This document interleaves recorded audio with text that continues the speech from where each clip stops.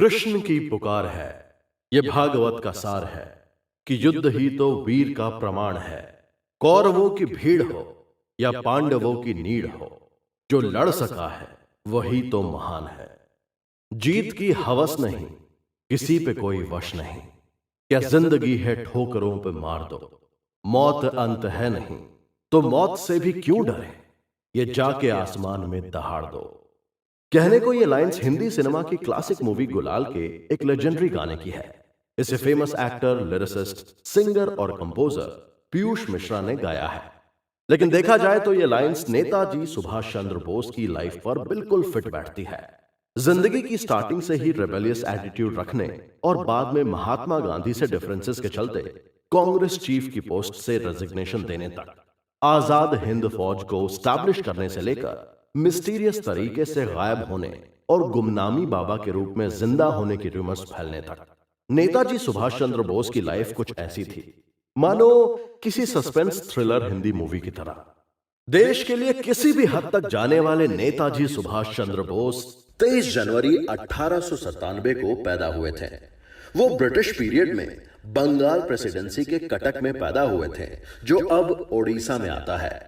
Hello friends, मैं हूं RJ Archit और आप सुन रहे हैं original audio series was Netaji alive, Kuku FM पर। कुकू एफएम, सुने जो मन चाहे। इंडियन फ्रीडम स्ट्रगल के दौरान वो उन सेलेक्टेड लोगों में से थे जिन्होंने बहुत कम एज में इंडिया ही नहीं बल्कि दुनिया भर में इंडियन फ्रीडम स्ट्रगल के पोस्टर बॉय के तौर पर अपनी पहचान बना ली थी। नेताजी सुभाष चंद्र बोस बचपन से ही पढ़ने लिखने में जबरदस्त टैलेंटेड थे, लेकिन पढ़ाकू लोग इंट्रोवर्ट टाइप के होते हैं। उन्होंने इस मिथ को भी तोड़ दिया। वो शुरू से रेबेलियस एटीट्यूड के थे।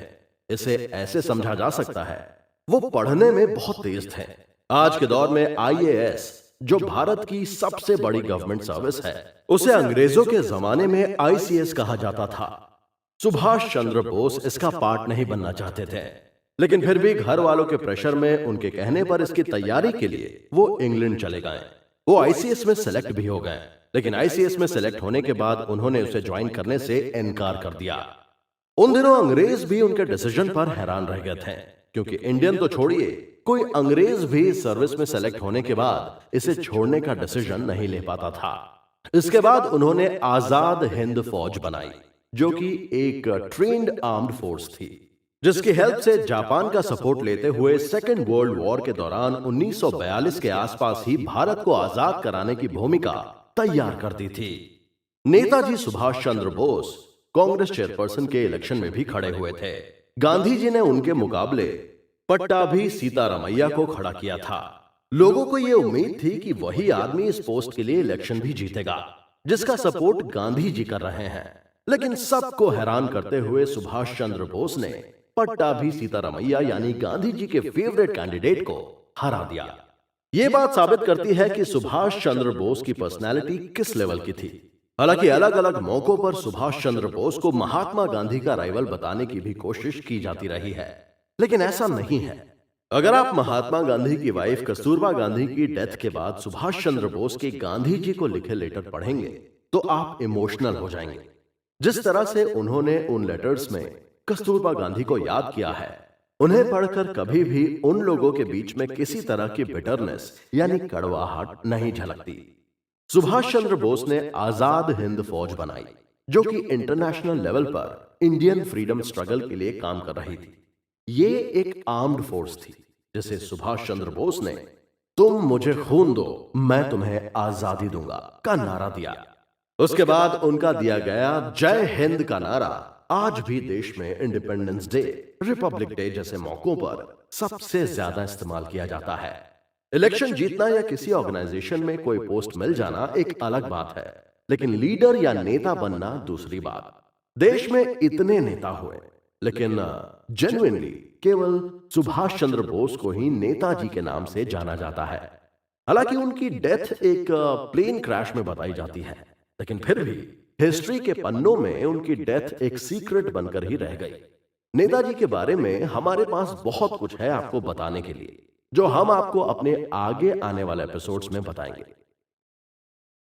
कहते हैं पूत के पांव पालने में ही दिख जाते हैं, यानी बड़े और ग्रेट लोग आगे चलकर क्या बनेंगे या क्या करेंगे, ये बहुत स्टार्टिंग में ही पता चल जाता है।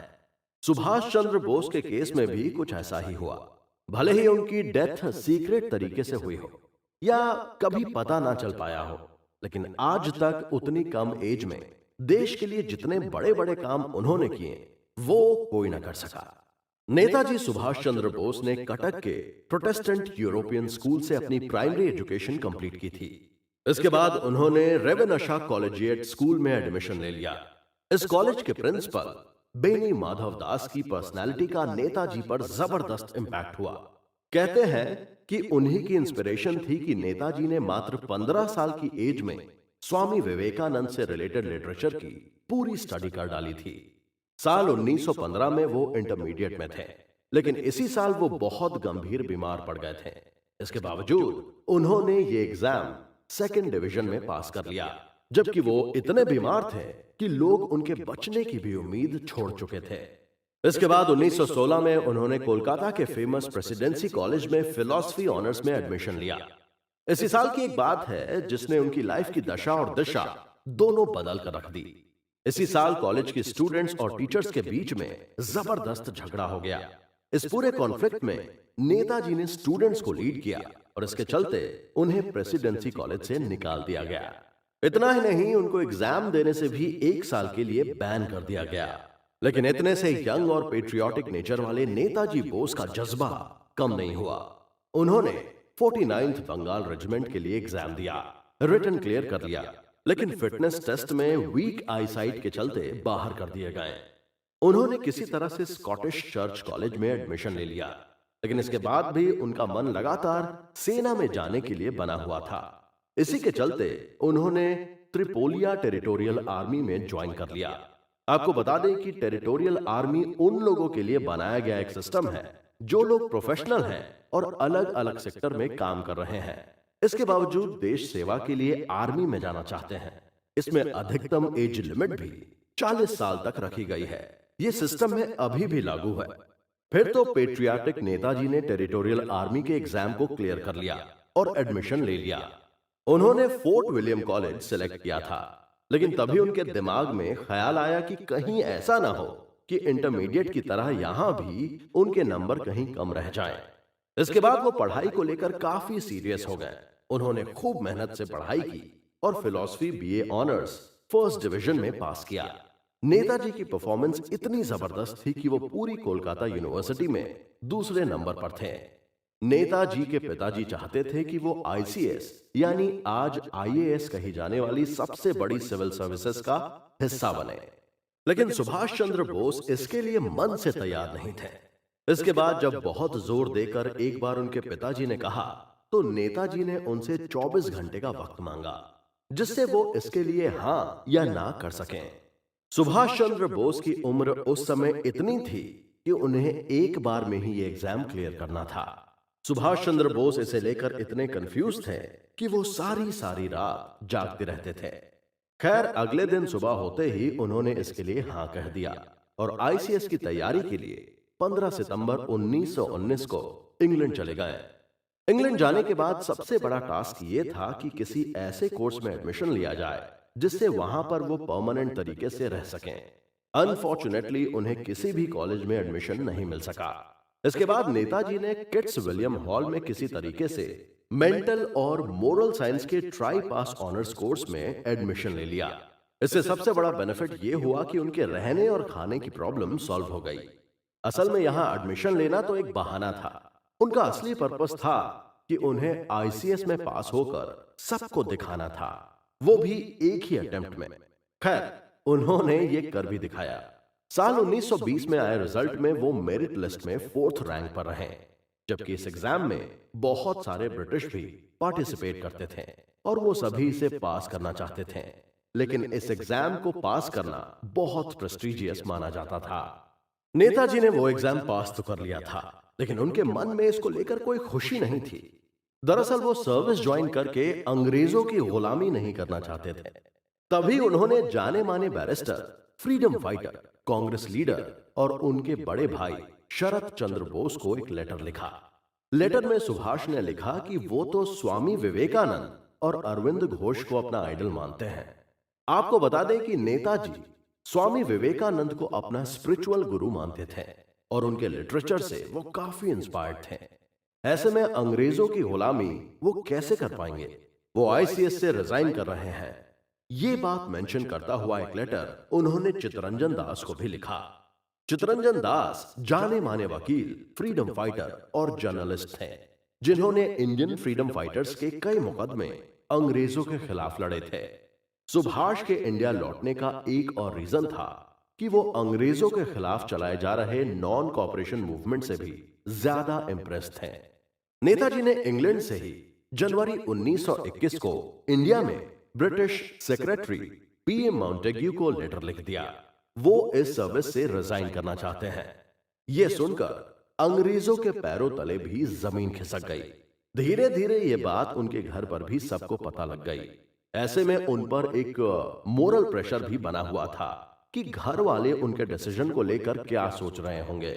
लेकिन इंग्लैंड में ही उन्हें उनकी मां प्रभावती का एक लेटर मिला, जिनमें उनकी मां ने लिखा था कि उनके पिता, उनके घर वाले और बाकी लोग क्या समझते हैं उन्हें इससे फर्क नहीं पड़ता, लेकिन उनकी मां को उनके फैसले पर बहुत गर्व है।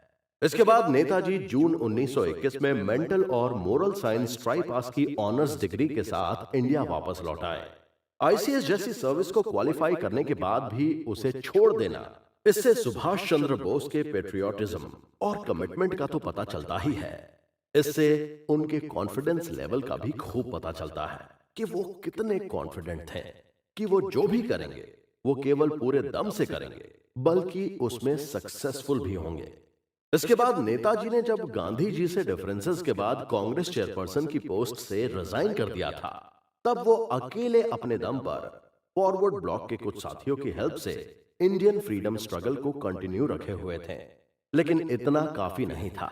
उन्हें एक रिलेटिव ने एडवाइस ये दिया कि उन्हें अपना मूवमेंट एक्सपैंड कर देना चाहिए और जिन इलाकों में जिन्ना के मुस्लिम लीग का असर है वहां भी यंग फ्रीडम फाइटर्स तैयार करने चाहिए। इसके लिए उन्होंने पेशावर जाकर कुछ खास लोगों से मिलने का प्लान बनाया, जो उन्हीं की तरह पहले कांग्रेस के ही मेंबर थे, पर फिलहाल कांग्रेस छोड़ चुके थे। लेकिन उन दिनों नेताजी पर कड़ा पहरा रहता था, इसलिए उन्हें टिपिकल मुस्लिम भेष बनाकर घर से भागना था। इस बात के बारे में उनके भतीजे शिशिर के अलावा किसी को पता नहीं था। यहां तक कि उनकी मां को भी इसके बारे में नहीं बताया गया था, जिन्हें सुभाष के काफी क्लोज माना जाता था। उन्होंने अपने भतीजे शिशिर से कहा कि अगर मेरे यहां से भागने की बात तुम लोग 5 दिन तक भी छुपा लो तो उसके बाद मुझे कोई माई का लाल ढूंढ नहीं पाएगा। अगले ही दिन आधी रात में करीब 2 बजे के आसपास नेताजी के घर से मोहम्मद जियाउद्दीन का भेष बनाकर वो निकल पड़े। उनकी आईडी को प्रूव करने के लिए एक प्रिंटिंग प्रेस से उनका विजिटिंग कार्ड भी बनवाया गया, जिस पर उनका इंट्रोडक्शन कुछ यूं लिखा था: Mohammad Ziauddin, BA LLB, travelling inspector, empire of India. उनके भतीजे शिशिर उनको छोड़ने जा रहे थे, लेकिन उन्होंने ऐसा गेटअप बनाया था कि भतीजे शिशिर भी उन्हें देखकर शॉक्ड रह गए। अगले कुछ घंटों के लिए सुभाष कमरे की लाइट भी जलती हुई छोड़ गए, जिससे अगर उनके आसपास कोई उनकी छानबीन कर रहा हो तो भी उसे उनके ऊपर शक न हो पाए। सुबह होते होते वो धनबाद में अपने भाई अशोक के यहाँ पहुंच गए। वो जियाउद्दीन के भेष में ही शाम तक यहाँ रुके और रात को कालका मेल पकड़कर दिल्ली पहुंच गए। दिल्ली से उन्हें पेशावर जाना था, वही पेशावर जो अब पाकिस्तान का हिस्सा है। दिल्ली से पेशावर जाने के लिए उन्हें फ्रंटियर मेल नाम की ट्रेन पकड़नी थी। यहां तक उन्हें पहुंचाने के बाद उनके भतीजे शिशिर वापस लौट आए। और मजे की बात तो यह है कि नेताजी जियाउद्दीन के भेष में ही पेशावर तक सक्सेसफुली पहुंच भी गए।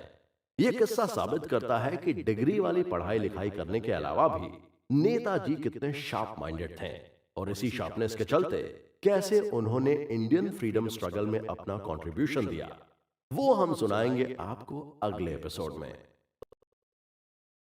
विश्व है असी का नहीं, संकल्प का है। हर प्रलय का कोण कायाकल्प का है। फूल गिरते शूर शिर ऊंचा लिए हैं, रसों के अभिमान को नीरस किए हैं। खून हो जाए न तेरा देख पानी, मन का त्योहार, जीवन की जवानी। ये लाइन है फेमस पोएट माखन लाल चतुर्वेदी की। लेकिन ये नेताजी सुभाष चंद्र बोस के कैरेक्टर और टेम्परामेंट पर बिल्कुल फिट बैठती हैं। अपनी लाइफ की फिक्र ना करना और कम टाइम में ज्यादा से ज्यादा देश के लिए कंट्रीब्यूशन करते हुए उसे आजाद कराने की कोशिश करना। नेताजी की जिंदगी को इन्हीं चंद लाइंस में समेटा जा सकता है। लेकिन जैसा कि कहा जाता है कि हनुमान जी को भी अपनी शक्ति पहचानने के लिए किसी जामवंत की जरूरत पड़ी थी। ऐसे में यह जानना भी जरूरी है कि आखिर नेताजी के लिए जामवंत का रोल आखिर किसने प्ले किया। कोलकाता हो चुके कलकत्ता के जाने माने फ्रीडम फाइटर थे वो। इनका नाम था देशबंधु चित्तरंजन दास। कंट्री के फ्रीडम स्ट्रगल यानी स्वतंत्रता संग्राम में दिए जा रहे इनके कंट्रीब्यूशन से नेताजी काफी इम्प्रेस्ड थे और उनके साथ काम करना चाहते थे। जब उन्होंने आईसीएस छोड़ने का डिसीजन लिया तो इसके बारे में उन्होंने एक लेटर देशबंधु चित्तरंजन दास को भी लिखा था। नेताजी ने इंग्लैंड से चित्तरंजन दास को जो लेटर लिखा था उसमें उन्होंने उनके साथ काम करने की इच्छा जताई थी। लेकिन जैसे ही वो इंडिया लौटे, रविंद्रनाथ टैगोर ने उन्हें सलाह दी कि वो जाकर पहले महात्मा गांधी से मिल लें। इतना सुनते ही वो तुरंत बंबई के लिए रवाना हो गए। गांधी जी उस टाइम वहीं थे। वहां जाकर नेताजी ने मणि भवन में गांधी जी से मीटिंग की। गांधी जी उन दिनों वहीं रहा करते थे। इसके बाद गांधी जी ने भी उन्हें कोलकाता जाकर चित्तरंजन दास के साथ काम करने की एडवाइस दी। चित्तरंजन दास को लोग प्यार से दास बाबू के नाम से बुलाया करते थे। उन दिनों गांधी जी ने अंग्रेजों के खिलाफ नॉन कॉपरेशन मूवमेंट चला रखा था। चित्तरंजन दास इस मूवमेंट को बंगाल में लीड कर रहे थे। नेताजी सुभाष चंद्र बोस इस मूवमेंट में उनकी हेल्प करने लगे और एक फेस बनकर उभरे। हालांकि बाद में चौरी चौरा कांड के बाद गांधी जी ने नॉन कॉपरेशन मूवमेंट वापस ले लिया था, क्योंकि इसमें अनगिनत लोगों ने अपनी जान गंवा दी थी। इसके बाद दास बाबू ने 1922 में कांग्रेस के अंदर स्वराज पार्टी बनाई और डेमोक्रेटिक प्रोसेस के थ्रू इंडिपेंडेंस मूवमेंट चलाने लगे। उन्होंने कोलकाता महापालिका का इलेक्शन लड़ा और वो उसके मेयर बन गए और नेताजी सुभाष चंद्र बोस को कोलकाता महापालिका का सीईओ बनाया गया। नेताजी जैसे ही कोलकाता महापालिका के सीईओ बने, उन्होंने पूरा सिस्टम ही चेंज कर डाला। उन दिनों जिसकी कोई उम्मीद भी नहीं कर सकता था, जितने भी लोग उन दिनों स्वतंत्रता संग्राम यानी फ्रीडम स्ट्रगल में शहीद हो रहे थे, उनके घर वालों को उन्होंने कोलकाता महापालिका में नौकरियां दी। इसके अलावा कोलकाता के सभी रास्तों के नाम बदलकर इंडियन नामों पर कर दिए गए। वो पहले ज्यादातर अंग्रेजों के नाम पर रखे गए थे। वो अपने इन कामों से कम समय में पूरे देश में छा गए। उन्होंने जवाहरलाल नेहरू के साथ इंडिया में युवाओं की एक इंडिपेंडेंस लीग स्टार्ट की। 1927 में जब साइमन कमीशन आया तो कांग्रेस ने उसे काले झंडे दिखाए और नेताजी इस प्रोग्राम को आगे बढ़कर लीड कर रहे थे। साइमन कमीशन का विरोध करने के लिए 8 मेंबर्स का एक इंडियन कमीशन बनाया गया। जवाहरलाल नेहरू के पिता मोतीलाल नेहरू उसके चेयरपर्सन थे और सुभाष इसके मेंबर थे। 1928 में कांग्रेस का एनुअल सेशन कोलकाता में हुआ। इसके बाद सैनिकों वाली यूनिफॉर्म पहनकर सुभाष चंद्र बोस ने मोतीलाल नेहरू को सलामी दी। एक तरह से अंग्रेजों को इंडिकेशन था कि हम अपना सिस्टम बनाना स्टार्ट कर चुके हैं।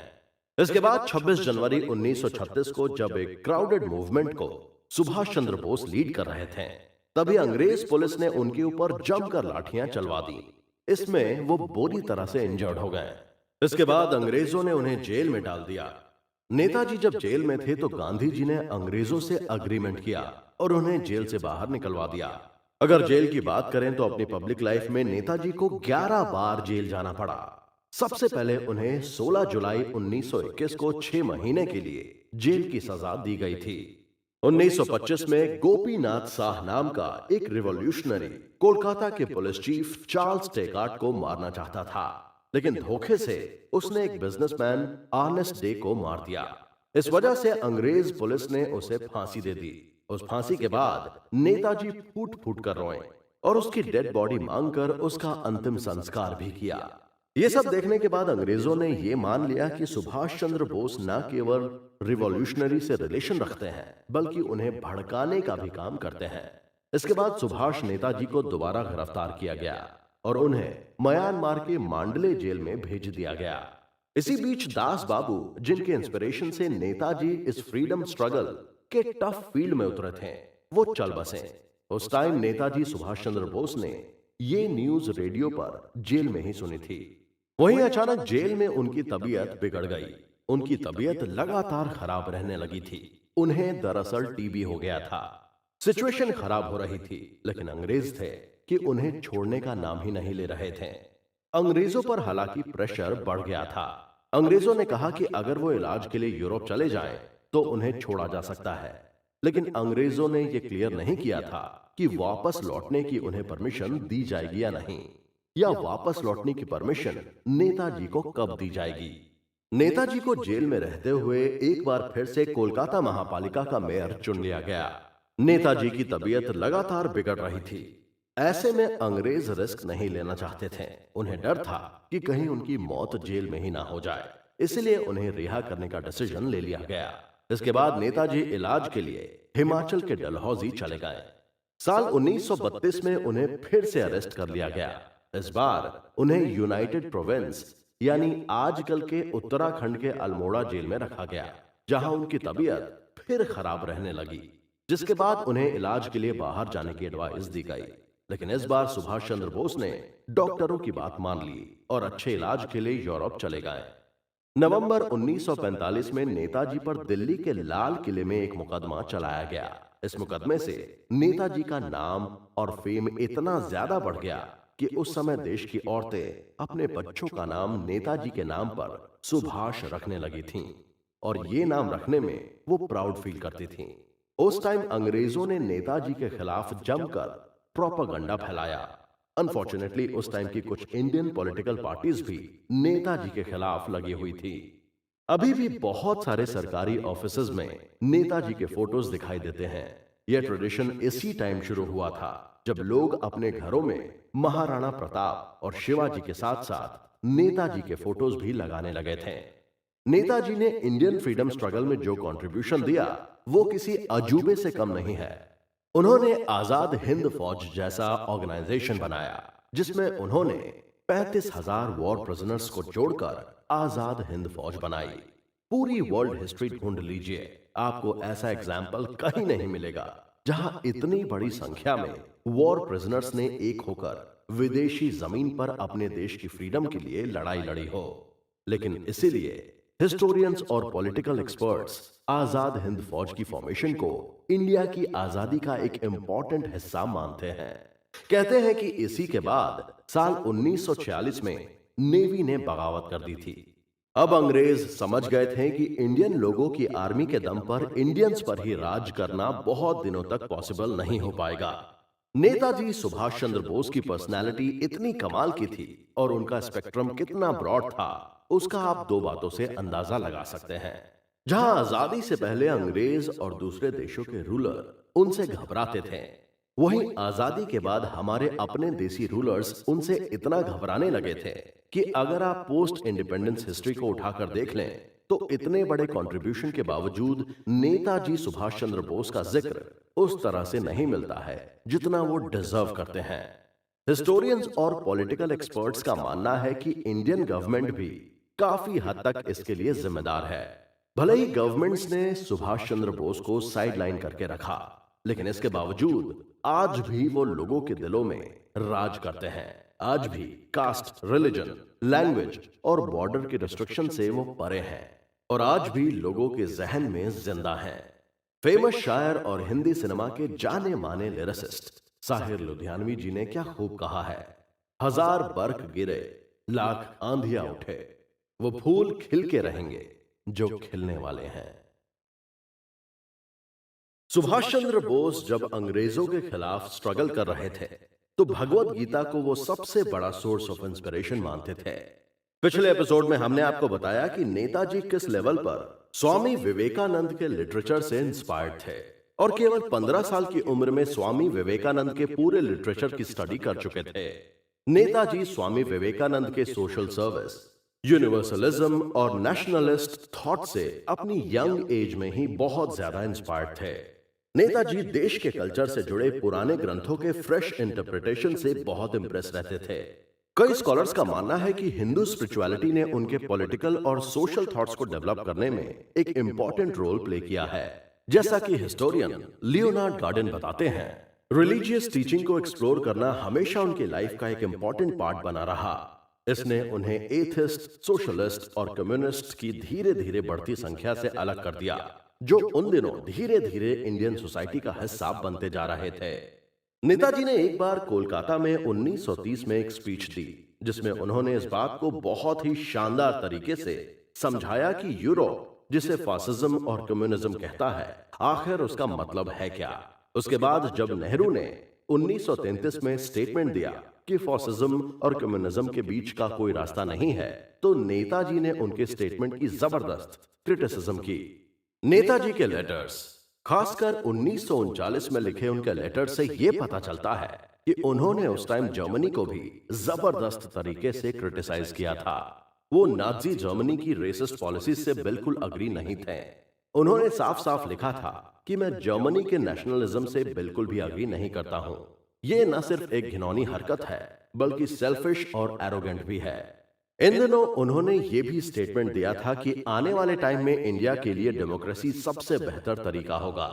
लेकिन इन तमाम फैक्ट के बाद भी आज के दौर में सभी पॉलिटिकल पार्टीज के अलग अलग स्टेट के लोग उनकी लेगेसी पर अपना क्लेम करते रहते हैं। इसलिए आज से करीब 4 साल पहले वेस्ट बंगाल की लेफ्ट पार्टीज ने नेताजी के बर्थडे यानी 23 जनवरी को देश प्रेम दिवस के रूप में मनाने की डिमांड की थी। तभी करंट सेंट्रल गवर्नमेंट यानी मोदी सरकार ने 4 कदम आगे बढ़ते हुए इंडिया गेट पर उनकी शानदार स्टैचू लगाने का डिसीजन ले लिया। नेताजी सुभाष चंद्र बोस भगवत गीता और स्पिरिचुअलिटी से किस लेवल तक जुड़े हुए थे, इसका अंदाजा आप इस बात से लगाइए कि उनकी फेवरेट लाइन ये थी, अहिंसा परमो धर्म, धर्म हिंसा तथैव च। यानी सनातन धर्म में अहिंसा ही सबसे बड़ा सत्य है, लेकिन धर्म की रक्षा के लिए हिंसा करना उससे भी बड़ा सत्य है। इसलिए उन्होंने अंग्रेजों के खिलाफ आजाद हिंद फौज जैसा ट्रेन्ड आर्म्ड ऑर्गेनाइजेशन खड़ा किया, जो इसमें काम कर चुके हैं या जो लोग इसके कमांडर रह चुके हैं, आज भी उन्हें सम्मान के साथ याद किया जाता है। सुभाष चंद्र बोस को इस बात में बिलीव था कि आर्म्ड स्ट्रगल के बिना अंग्रेजों को इंडिया से भगाया नहीं जा सकेगा, क्योंकि अंग्रेज इतने ताकतवर हैं कि उनके बारे में कहा जाता था कि अंग्रेजी राज में कभी सूरज डूबता ही नहीं। ये सुभाष चंद्र बोस की अपनी पर्सनालिटी का ही कमाल था कि उन्होंने कांग्रेस में रहते हुए उसके अंदर ही फॉरवर्ड ब्लॉक नाम का ऑर्गेनाइजेशन स्टैब्लिश कर दिया, जिसके चलते उन्हें कांग्रेस से भी निकाल दिया गया। इंडियन फ्रीडम स्ट्रगल के दौरान ही नेताजी सुभाष चंद्र बोस ने एक बार जर्मन तानाशाह हिटलर से मुलाकात की। नेताजी जब हिटलर से मिलने पहुंचे तो उन्हें चुपचाप एक सुनसान कमरे में बैठा दिया गया और उनसे कहा गया कि हिटलर कुछ ही पल में वहां आने वाले हैं। उन दिनों हिटलर की जान को खतरा था, इसलिए वो काफी अलर्टनेस के साथ रहता था। कुछ ही देर में हिटलर की शक्ल बनाकर एक आदमी आया और उसने नेताजी से हाथ मिलाया। उसने पूछा, कैसे हैं आप? नेताजी ने हाथ तो मिला लिया, लेकिन उससे यह भी कह दिया कि आप हिटलर हो ही नहीं सकते। फिर इसके कुछ ही देर बाद एक आदमी और आया। इसकी शक्ल भी हिटलर जैसी ही थी। इससे भी हाथ मिलाते हुए नेताजी ने यही कहा कि मैं हिटलर से मिलने आया हूं, उसके बॉडी डबल से नहीं। इसके बाद खुद हिटलर नेताजी के सामने आए। जब उनसे हाथ मिलाने के लिए उन्होंने हाथ आगे बढ़ाया तो उसने हाथों में ग्लव्स पहने हुए थे। नेताजी ने हिटलर से साफ कह दिया कि आप हाथ मिलाने से पहले अपने ग्लव्स उतार दें, क्योंकि मैं दोस्ती के बीच कोई दीवार नहीं चाहता। नेताजी के इस कॉन्फिडेंस को देखकर हिटलर दंग रह गया और पहली मुलाकात में उनका फैन हो गया। लेकिन नेताजी की आइडियोलॉजी का एक एस्पेक्ट ये भी था कि ना वो किसी से पर्सनली नाराज हुए और ना ही कोई उनसे पर्सनली नाराज हुआ। सबसे बड़ा एग्जाम्पल उनका और गांधी जी का रिलेशनशिप है। अक्सर अलग अलग ओकेजन्स पर उनके और गांधी जी के बीच में कॉन्फ्लिक्ट्स के बारे में बताया गया है, लेकिन एक तरीके से गांधी जी नर्म दल के थे और सुभाष चंद्र बोस गर्म दल के नेता। इसके बावजूद दोनों में एक दूसरे के लिए बराबर रिस्पेक्ट बनी रही। इसे कुछ एग्जाम्पल्स के जरिए समझा जा सकता है। जैसे 1940 आते आते नेताजी कांग्रेस वर्किंग कमेटी से अलग होकर डिसीजंस लेने लगे थे। उनके काम करने के तरीके बहुत अलग थे। कांग्रेस वालों से उनकी जम नहीं रही थी। इसके बाद उन्हें अंग्रेज पुलिस ने गिरफ्तार कर लिया तो कांग्रेस और गांधी जी पर सवाल उठने लगे। उनसे पूछा गया कि आप उनके बचाव में आगे क्यों नहीं आ रहे। इस पर 9 जुलाई 1940 को गांधी जी ने सेवाग्राम में अपना रिप्लाई दिया और बोले कि सुभाष बाबू जैसे ग्रेट आदमी का अरेस्ट होना कोई नॉर्मल बात नहीं है, लेकिन उन्होंने काफी सोच समझकर आगे बढ़ने का डिसीजन लिया है। इंडियन इंडिपेंडेंस की पूरी प्रोसेस में काफी डिले हो रहा था, जिससे वो ऊब गए थे। उन्हें लगता था कि वो कम टाइम में ही सारी चीजें बदल कर रख देंगे। मैंने उन्हें अपनी बेस्ट विशेस दी हैं। गांधी जी ने यह भी कहा था कि मैंने उनसे कहा है कि अगर मेरे जिंदा रहते भारत को आजादी मिल गई तो बधाई का सबसे पहला टेलीग्राम उन्हें मेरा ही मिलेगा। इसके अलावा उनके स्ट्रगल के दौरान अगर मैं उनसे अग्री हो पाया तो सबसे पहले मैं उनकी सेना में भर्ती हो जाऊंगा। सुभाष चंद्र बोस की आइडियोलॉजी एक तरह की इंक्लूसिव आइडियोलॉजी थी, जिनमें वो लोगों से अग्री ना होते हुए भी एक तरह से उनकी बातों से सहमत हो जाते थे। इसी के चलते उन्होंने स्ट्रगल का रास्ता भी कभी नहीं छोड़ा और ना कभी हिम्मत हारी। अगर फेमस पोएट शिव मंगल सिंह सुमन के शब्दों में कहें तो वो इन्हीं लाइनों को अपना टारगेट मानकर आगे बढ़ते रहे। क्या हार में क्या जीत में, किंचित नहीं भयभीत में, संघर्ष पथ पर जो मिले ये भी सही वो भी सही, वरदान मांगूंगा नहीं, चाहे हृदय को ताप दो, चाहे मुझे अभिशाप दो, कुछ भी करो कर्तव्य पथ से भागूंगा नहीं, वरदान मांगूंगा नहीं। तो दोस्त, साल 1934 में जब जेल में नेताजी सुभाष चंद्र बोस की तबीयत ज्यादा खराब रहने लगी तो अंग्रेजों ने उन्हें बढ़िया ट्रीटमेंट देने के लिए यूरोप भेज दिया। हालांकि ट्रीटमेंट का खर्चा नेताजी की फैमिली को ही उठाना पड़ा। वो धुन के पक्के आदमी थे, इसलिए कहीं भी चुपचाप से नहीं बैठते थे। इलाज कराते कराते उन्होंने प्लानिंग की कि वो यहाँ इंडियन स्टूडेंट्स को इंडियन फ्रीडम स्ट्रगल के लिए यूनाइट करेंगे। नेताजी जब यूरोप के वियना में इलाज करवाने लगे तो एक यूरोपियन पब्लिशर ने उनसे कांटेक्ट किया और उन्हें द इंडियन स्ट्रगल नाम की बुक लिखने का काम दिया। उन्हें इसके लिए एक असिस्टेंट की जरूरत थी। उन्होंने ये बात अपने एक फ्रेंड को बताई। उनके फ्रेंड डॉक्टर माथुर ने उन्हें 2 लोगों का रेफरेंस दिया। बोस ने दोनों लोगों को इंटरव्यू के लिए बुलाया, लेकिन उनके स्किल्स के बेसिस पर उन्होंने एमिली शेंकल नाम की 23 साल की लड़की को सिलेक्ट कर लिया। एमिली का काम नेताजी को पसंद आया और उन्होंने उसे परमानेंट जॉब पर रख लिया। एमिली के पिता एक जाने माने वेटनरी डॉक्टर थे। जब एमिली नेताजी की असिस्टेंट बनकर काम करने लगी तो धीरे धीरे नेताजी उनसे काफी इंप्रेस हुए। नेताजी को एमिली पसंद आने लगी थी। कुछ ही दिनों में नेताजी ने उन्हें प्रपोज कर दिया।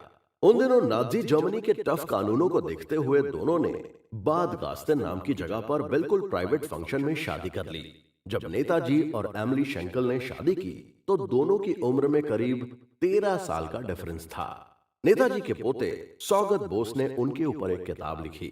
इसमें साफ साफ लिखा है कि एमिली शेंकल से शादी करने के पहले उन्हें शादी के कई ऑफर मिले, लेकिन उन्होंने किसी में भी इंटरेस्ट नहीं दिखाया। लेकिन एमिली शेंकल से मिलने के बाद उनके अंदर काफी चेंजेस आ गए।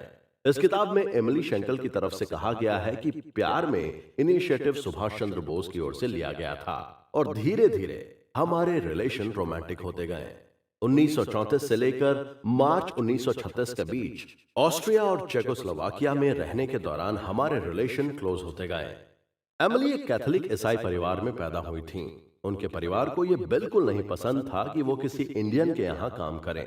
उन दिनों यूरोप में वैसे भी एशियन और अफ्रीकन लोगों को अच्छी नजर से नहीं देखा जाता था, लेकिन जब उनकी फैमिली नेताजी से मिली तो उनकी पर्सनालिटी की फैन हो गई। उनकी शादी हिंदू कल्चर के हिसाब से हुई। वियना में ही एमिली ने एक बेटी को जन्म दिया। सुभाष ने जब अपनी बेटी को देखा तब वो केवल 4 हफ्ते की थी। नेताजी ने उनका नाम अनीता रखा। 1945 में जब सो कॉल्ड प्लेन क्रैश में नेताजी की मौत हुई थी तो उस समय अनीता 3.25 साल की थीं। अनीता अभी भी जीवित हैं। वो जर्मनी में रहती हैं। वो इकोनॉमिक्स की प्रोफेसर थीं। फिलहाल वो अपने पति की सोशल डेमोक्रेटिक पार्टी में उनकी हेल्प करती हैं।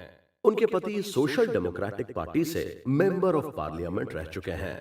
अनीता अपने पिता के फैमिली वालों से मिलने अभी भी जब तब इंडिया आती रहती हैं। अनीता के कुल 3 बच्चे हैं, 2 बेटियां और एक बेटा। बेटे का नाम है पीटर अरुण और बेटियों का थॉमस कृष्णा और माया कैरिना। अनीता के बच्चों के नाम को देखें तो साफ नजर आता है कि उन्होंने अपने पिता के इंडियन कल्चर को बच्चों के नामों में जिंदा रखा है। अनीता ने अपने पिता की लाइफ पर एक किताब नेताजी सुभाष चंद्र बोस इन जर्मनी लिखी है। यह किताब इंडिया के प्रेसिडेंट को देने वो खुद 2013 में इंडिया आई थी, जब डॉक्टर प्रणब मुखर्जी देश के प्रेसिडेंट हुआ करते थे। 6 फरवरी 2013 को अपने पिता की बायोग्राफी उन्होंने प्रणब मुखर्जी को गिफ्ट की थी। इस किताब का publication Indo German society of India ने किया है। बीबीसी के एक रिपोर्ट के अकॉर्डिंग नेताजी और एमिली ने टाइमली एक्सेप्ट कर लिया था कि उनका रिलेशन बहुत अलग तरीके का है और डिफिकल्ट होने वाला है, क्योंकि ये बात तो साफ थी कि नेताजी अपने देश के फ्रीडम स्ट्रगल के लिए लड़ रहे थे। दोनों एक दूसरे को लिखे लेटर्स में जैसे एड्रेस करते थे वो भी काफी इंटरेस्टिंग है। एमिली नेताजी को मिस्टर बोस लिखती थी, वहीं नेताजी उन्हें मिस शेंकल। यह सच है कि नेताजी की छुप कर रहने की मजबूरी थी। आर्म स्ट्रगल और यूरोपियन देशों से हेल्प मांगने के चलते नेताजी अपने फैमिली को लेकर एक्स्ट्रा केयरफुल रहते थे। एमिली को लेकर उनके अंदर कैसी फीलिंग्स थी, इसे उस लेटर से समझा जा सकता है, जिसे आप सुभाष चंद्र बोस का लिखा लव लेटर भी कह सकते हैं। ये लेटर नेताजी के जाने के बाद एमिली ने खुद उनके भतीजे शिशिर बोस की पत्नी कृष्णा बोस को हैंड ओवर किया था। इस लेटर में नेताजी लिखते हैं, डार्लिंग, टाइम आने पर तो पहाड़ भी पिघलते हैं। मैं तुमसे कितना प्यार करता हूं, यह बताने के लिए लिखने से खुद को रोक नहीं पा रहा हूं। मुझे नहीं मालूम कि फ्यूचर में क्या होगा। हो सकता है पूरी लाइफ मुझे जेल में ही बितानी पड़े, शायद मुझे गोली मार दी जाए या मुझे फांसी पर लटका दिया जाए। हो सकता है मैं तुम्हें कभी ना देख पाऊं, हो सकता है कि मैं तुम्हें कभी ना लेटर लिख पाऊं, लेकिन विश्वास करो, तुम हमेशा मेरे दिल में और मेरे सपनों में रहोगी। अगर हम दोबारा ना मिल पाए तो अगले जन्म में तुम्हारे साथ रहूंगा। इस लेटर के लास्ट में नेताजी ने लिखा है कि मैं तुम्हारे अंदर की औरत को प्यार करता हूं, तुम्हारी आत्मा से प्यार करता हूं। तुम पहली औरत हो जिससे मैंने प्यार किया। लेटर के लास्ट में नेताजी ने इस लेटर को फाड़ देने की रिक्वेस्ट भी की थी, लेकिन एमिली ने इस लेटर को संभाल कर रख लिया। नेताजी और एमिली का रिलेशन इस लेवल का था कि एमिली के 27वें बर्थडे पर ही दोनों ने शादी कर ली। कृष्णा बोस कहती हैं कि जब उनकी मुलाकात चाची एमिली से हुई तो उन्होंने शादी की तारीख के अलावा और कोई इंफॉर्मेशन शेयर नहीं की थी। इससे पता चलता है कि नेताजी की शादी कितने सीक्रेट तरीके से हुई थी, क्योंकि सिर्फ अंग्रेजों को ही नहीं बल्कि दूसरे यूरोपियन देशों की निगाहें भी नेताजी के हर कदम पर लगी हुई रहती थी। एक मौके पर नेताजी की बेटी अनीता ने यह बात जरूर कही थी कि उनकी मां ने एक बार उसे बताया था कि किसी भी नॉर्मल इंडियन लड़की की तरह अपनी शादी पर उन्होंने मांग में सिंदूर लगाया था। नेताजी जब उन दिनों वहां रहते थे तो उनके भतीजे अमीय बोस उनसे मिलने एक बार वहां पहुंचे, लेकिन उन्हें भी इस शादी के बारे में नहीं पता चला। वो भी यही समझते रहे कि एमिली उनके चाचा की असिस्टेंट हैं। शादी को सीक्रेट रखने की कई वजह हो सकती हैं। कुछ पॉलिटिकल एक्सपर्ट्स मानते हैं कि एमिली एक यूरोपियन लड़की थी, इसलिए अगर एक यूरोपियन लड़की से शादी की बात इंडिया में फैल जाती तो नेताजी को दूसरी नजरों से देखा जाता, और उस समय उनका रोल इंडियन फ्रीडम स्ट्रगल में इतना इंपॉर्टेंट हो चुका था कि इसका नुकसान उन्हें और इंडियन फ्रीडम स्ट्रगल दोनों को हो सकता था, और इससे उनकी इमेज भी खराब हो सकती थी। 3 बार मेंबर ऑफ पार्लियामेंट रह चुकी कृष्णा बोस ने नेताजी और एमिली की लव स्टोरी पर एक किताब a true love story Emily and Subhash लिखी है, जिसमें नेताजी और शेंकल के बीच के लव रिलेशन की इंटरेस्टिंग डिटेल भी मिलती है। कृष्णा बोस कहती हैं कि नेताजी चाहते थे कि इंडिया से निकलने वाले मैगजीन और न्यूज़पेपर के लिए एमिली लिखने का काम स्टार्ट करें। उन्होंने दी हिंदू के लिए कुछ आर्टिकल्स भी लिखे थे, लेकिन वो न्यूज एनालिसिस करने में बहुत कंफर्टेबल नहीं थी। नेताजी कई बार इस बात को लेकर भी कमेंट कर देते थे कि तुम्हारा आर्टिकल बढ़िया नहीं था, इसलिए उसको पब्लिश नहीं किया गया। 12 अगस्त 1937 को लिखे एक लेटर में नेताजी ने एमिली से कहा था, तुमने इंडिया के बारे में कुछ बुक्स मंगवाई हैं, लेकिन मुझे नहीं लगता कि इन बुक्स को तुम्हें देने का कोई मतलब है। तुम्हारे पास जो किताबें हैं वो भी तुमने नहीं पढ़ी हैं। इसके बाद भी सच यही है कि नेताजी और एमिली एक दूसरे से बहुत प्यार करते थे। 1934 से 1945 के बीच दोनों का साथ महज 12 साल का रहा, और इसमें भी दोनों साथ में महज 3 साल से भी कम रह पाए। 1942 में जब नेताजी की बेटी अनीता पैदा हुई तो उनका नाम उन्होंने इटली के रिवॉल्यूशनरी नेता गैरीबॉल्डी की ब्राजीलियन वाइफ अनीता गैरीबॉल्डी के सम्मान में रखा था। बताना जरूरी है कि अनीता गैरीबॉल्डी अपने हस्बैंड के साथ कई लड़ाइयों में शामिल हुई थीं और उनकी पहचान ब्रेव सोल्जर की रही है। इस एपिसोड में दोस्तों बस इतना ही। आगे के एपिसोड में हम जानेंगे नेताजी से जुड़ी कंट्रोवर्सी के बारे में। दोस्तों ये बात है साल 1938 की। खुद महात्मा गांधी जी ने नेताजी सुभाष चंद्र बोस को कांग्रेस चेयरपर्सन के लिए सेलेक्ट किया था, लेकिन नेताजी का स्टाइल उन्हें कुछ खास पसंद नहीं आया। यूरोप में सेकेंड वर्ल्ड वॉर स्टार्ट हो गया था, इंग्लैंड भी इसमें फंसा हुआ था। नेताजी का मानना था कि इस मौके का फायदा उठाकर इंग्लैंड से आजाद होने की कोशिशें तेज कर दी जाएं, क्योंकि इंग्लैंड सेकेंड वर्ल्ड वॉर में फंसा हुआ है और बहुत कमजोर हो चुका है। वो इंडिया पर फिलहाल फोकस नहीं कर पा रहा है और हमें इस मौके का फायदा उठाना चाहिए। लेकिन गांधी जी उनकी इस बात से सहमत नहीं थे। उसके बाद टाइम आया साल 1939 का। कांग्रेस का नया चेयरपर्सन चुना जाना था। नेताजी चाहते थे कि इस पोस्ट के लिए कोई ऐसा आदमी सिलेक्ट किया जाए जो किसी भी प्रेशर के सामने कभी ना झुके। लेकिन जब लंबे समय तक सर्च करने के बाद भी उन्हें ऐसा कोई आदमी दिखाई नहीं दिया, तो उन्होंने खुद ही इस पोस्ट पर बने रहने का डिसीजन लिया। लेकिन गांधी जी उन्हें इस पोस्ट से हटाना चाहते थे, क्योंकि गांधी जी को उनका वर्किंग स्टाइल बिल्कुल पसंद नहीं था। गांधी जी ने इसके लिए इलेक्शन में पट्टाभी सीतारमैया को उतार दिया, जो कि साउथ से आते थे। अब क्योंकि सीतारमैया गांधी जी के कैंडिडेट थे और उन दिनों का माहौल ऐसा था कि कांग्रेस का मतलब गांधी जी और गांधी जी का मतलब कांग्रेस माना जाता था। सबको इस बात पर पूरा यकीन था कि सीतारमैया ही इलेक्शन जीतेंगे। मशहूर पोएट और एशिया के पहले Nobel prize winner Gurudev Rabindranath Tagore ने भी गांधी जी से नेताजी को ही कांग्रेस चेयरपर्सन बने रहने की रिक्वेस्ट की थी, लेकिन गांधी जी ने उनकी भी एक ना सुनी।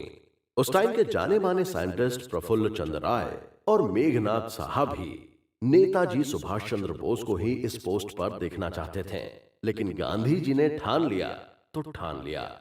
बात कहीं पर नहीं जमी और समझौता नहीं हो पाया, तो काफी टाइम बाद कांग्रेस चेयरपर्सन के लिए इलेक्शन करवाया गया। लेकिन जब इलेक्शन का रिजल्ट आया तो गांधी जी का दांव उल्टा पड़ गया। नेताजी को 1580 और सीतारमैया को 1377 वोट मिले। गांधी जी के ऑब्जेक्शन के बाद भी नेताजी 203 वोटों से इलेक्शन जीत गए थे, लेकिन गांधी जी यहीं पर नहीं रुके। उन्होंने कहा कि सीतारमैया की हार मेरी हार है और उन्होंने पार्टी में अपने लोगों से कहा कि अगर वो सुभाष के तरीकों से अग्री नहीं करते तो कांग्रेस से हट सकते हैं। इसके बाद कांग्रेस वर्किंग कमेटी के 14 में से 12 लोगों ने रिजाइन कर दिया और सुभाष बाबू के लिए काम करना मुश्किल हो गया। सिर्फ 2 लोग ऐसे थे जो एक तरीके से सुभाष बाबू के फेवर में बने रहे। एक थे जवाहरलाल नेहरू, जिन्होंने इस इशू पर कुछ नहीं कहा, और दूसरे थे शरद चंद्र बोस, जो खुलकर सुभाष चंद्र बोस के फेवर में खड़े थे। साल 1939 में कांग्रेस का सेशन जबलपुर के त्रिपुरी नाम की जगह पर बुलाया गया। इन दिनों सुभाष चंद्र बोस की हालत बहुत खराब हो गई थी। वो बुरी तरह बीमार पड़ गए थे। आलम यह था कि उन्हें स्ट्रेचर पर लिटाकर सेशन में लाना पड़ा, पर खुद गांधी जी इस सेशन में नहीं आए। सेशन के बाद सुभाष के करीबी लोगों ने गांधी जी के साथ समझौते की बहुत कोशिश की, लेकिन वो राजी नहीं हुए। अंत में तंग आकर सुभाष चंद्र बोस ने 29 अप्रैल 1939 को कांग्रेस चेयरपर्सन की पोस्ट से रिजाइन कर दिया। दोस्तों, अगर इतनी सी बात सुनकर आपको ये लग रहा है कि नेताजी सुभाष चंद्र बोस और गांधी जी के बीच में बोलचाल बंद हो गई होगी या फिर वो एक दूसरे को डिसलाइक करने लगे होंगे, तो दोस्तों ऐसा नहीं है। ये सिर्फ आइडियोलॉजी की लड़ाई थी, जिसका पर्पस एक ही था, देश को आजाद करवाना। गांधी जी के तरीके अलग थे और सुभाष बाबू के तरीके बिल्कुल अलग। कुछ हिस्सों में समझा जा सकता है कि अलग अलग रास्तों पर चलकर देश को आजादी दिलाने निकले इन 2 महान लोगों के बीच में कैसे प्यार हमेशा बना रहा। कोलकाता में एल्गिन रोड पर नेताजी का मकान था। 17 जनवरी 1941 को वो बिना कुछ बताए भेष बदलकर वहां से निकल गए। गांधी जी को जब इसकी खबर मिली तो तुरंत उन्होंने उनके भाई शरद चंद्र बोस को एक टेलीग्राम भेजा। टेलीग्राम में गांधी जी ने लिखा, सुभाष बाबू के बारे में खबर मिली, खबर चौंकाने वाली है। कृपया करके जो भी सच्चाई हो मुझे तुरंत बताएं। मैं टेंशन में हूं। उम्मीद करता हूं सब ठीक होगा। इसके जवाब में शरद चंद्र बोस ने टेलीग्राम भेजा और उसमें लिखा कि पब्लिक की तरह हमें भी सुभाष बाबू के बारे में कोई इन्फॉर्मेशन नहीं है। वो कहाँ हैं, उनके क्या इरादे हैं, हमें कुछ भी नहीं पता। 3 दिन से हम लोगों ने बहुत ट्राई किया लेकिन सक्सेसफुल नहीं हुए। सिचुएशन देखकर लगता है कि शायद उन्होंने संन्यास ले लिया होगा। 23 अगस्त 1945 को जब प्लेन क्रैश में नेताजी के मारे जाने की खबर फैली तो गांधी जी ने राजकुमारी अमृत कौर को लिखे एक लेटर में कहा, सुभाष बाबू एक अच्छे उद्देश्य के लिए मरे, वो सच्चे देशभक्त थे। इसके बाद गांधी जी ने 24 फरवरी 1946 को हरिजन नाम के अखबार में कहा, आजाद हिंद फौज का जादू हमारे सर चढ़कर बोल रहा है। सुभाष बाबू अद्भुत देशभक्त हैं। उनकी बहादुरी उनके सारे कामों में चमक रही है, भले ही वो सक्सेसफुल ना रहे हों, और अनसक्सेसफुल कौन नहीं हुआ। हमारा काम तो ये देखना है कि हमारा पर्पस बड़ा होना चाहिए। अगर पर्पस बड़ा है तो सब ठीक है, बाकी सक्सेस मिलना तो सबकी किस्मत में नहीं होता। 22 मई 1946 को आजाद हिंद फौज के 60 अफसर के साथ गांधी जी ने लंबी बातचीत की। अपनी बातचीत में उन्होंने कहा कि आजाद हिंद फौज ने गजब का काम किया है। इसने इंडियंस के बीच में यूनिटी की जो गजब भावना दिखाई है वो कमाल की है। हिंदू, मुस्लिम, सिख, ईसाई, पारसी और जैन सबको, यहां तक कि औरतों को भी आजाद हिंद फौज का हिस्सा बनाया गया। इससे बड़ी बात और क्या हो सकती है। गांधी जी ने यह भी कहा कि इतने सारे पंथ और मजहब के लोगों के बीच यूनिटी बनाना कोई छोटी मोटी अचीवमेंट नहीं है। जब यह बात हो रही थी तो एक ऑफिसर ने गांधी जी से पूछा कि अगर सुभाष बाबू सक्सेसफुल होकर आपके पास आते तो आप क्या करते हैं। इस पर गांधी जी बोले कि मैं तो उनसे यही कहता कि आप अपने लोगों के हथियार मेरे सामने जमा करवा दें। आजाद भारत के पहले army chief general KM. Cariappa के साथ 3 दिसंबर 1947 को गांधी जी ने बात की थी। उनसे बात करते हुए भी गांधी जी ने यही कहा था कि आजाद हिंद फौज के जरिए सुभाष बाबू ने एक्स्ट्राऑर्डिनरी काम किया है। इसलिए मैं चाहता हूं कि सारे हिंदू, मुस्लिम और पारसी हिंदुस्तान को अपना देश मानकर इसकी एकता और अखंडता के लिए काम करें। 27 अप्रैल 1947 को गांधी जी ने आजाद हिंद फौज के लोगों को एड्रेस किया था। उन्होंने एक बार फिर कहा था कि मैं तो चाहता हूं कि आजाद हिंद फौज का नाम अहिंसक आजाद हिंद फौज रहना चाहिए। इतना कहते कहते गांधी जी मुस्कुराने लगे और बोले, इसके अलावा आप मुझसे कोई बात नहीं सुन पाएंगे। सुभाष बाबू मेरे बेटे जैसे थे। मेरे और उनके थॉट्स में भले ही अंतर रहा हो, लेकिन एक देशभक्त के तौर पर मेरा सिर उनके सामने झुकता है। देखा जाए तो एक तरीके से 1920 के आसपास गांधी जी ने इंडियन फ्रीडम स्ट्रगल की कमान संभाली थी और 2 अक्टूबर 1943 को उनके बर्थडे के मौके पर नेताजी सुभाष चंद्र बोस ने बैंकॉक रेडियो से अपना मैसेज देते हुए कहा था, मुझे ये कहने में जरा भी हेजिटेशन नहीं है कि साल 1920 में गांधी जी अगर आगे आए नहीं होते तो भारत वैसा ही कमजोर और असहाय देश बना रहता। इंडियन फ्रीडम स्ट्रगल के लिए उनका कंट्रीब्यूशन अनमैचेबल है। कोई एक अकेला आदमी उस सिचुएशन में जो कुछ भी कर सकता था, उन्होंने उससे कहीं बढ़कर किया है। कदम कदम बढ़ाए जा, खुशी के गीत गाए जा, जिंदगी है कौम की तो कौम पे लुटाए जा। तो शेर हिंद आगे बढ़, मरने से तू कभी न डर, उड़ा के दुश्मनों का सर, जोशे वतन बढ़ाए जा। यह आजाद हिंद फौज का ऑफिशियल एंथम था जिसे सोल्जर्स को मोटिवेट करने के लिए गाया जाता था। आगे चलकर हिस्ट्री में यह एंथम आजाद हिंद फौज और नेताजी का सिंबल बन गया। आज भी इसे नेशनल इंपॉर्टेंस के मौकों पर गाया जाता है और हर पेट्रियाटिक इंडियन की नसों में खून को उबाल कर रख देता है। टेक्निकली सबसे पहले आजाद हिंद फौज को रास बिहारी बोस ने खड़ा किया था। अक्टूबर 1915 को अफगानिस्तान में ऑफिशियली आजाद हिंद फौज बनाई गई। उस टाइम ये बेसिकली आजाद हिंद सरकार की आर्मी थी जिसका टारगेट था अंग्रेजों से इंडिया को आजाद कराना। जापान की हेल्प से साउथ ईस्ट एशिया में नेताजी सुभाष चंद्र बोस ने 40,000 आदमी औरतों को ट्रेंड कर आर्मी को स्टार्ट किया और उसे आजाद हिंद फौज का नाम दिया।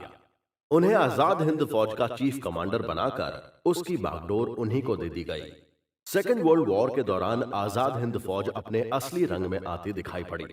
अब इसकी पुरानी आर्मी में नेताजी वाली आजाद हिंद फौज की ट्रेन की गई आर्मी के 40,000 लोग और शामिल हो गए। स्टार्टिंग के दिनों में रास बिहारी बोस, कैप्टन मोहन सिंह और निरंजन सिंह गिल ने इसे खड़ा करने में इंपॉर्टेंट रोल प्ले किया था।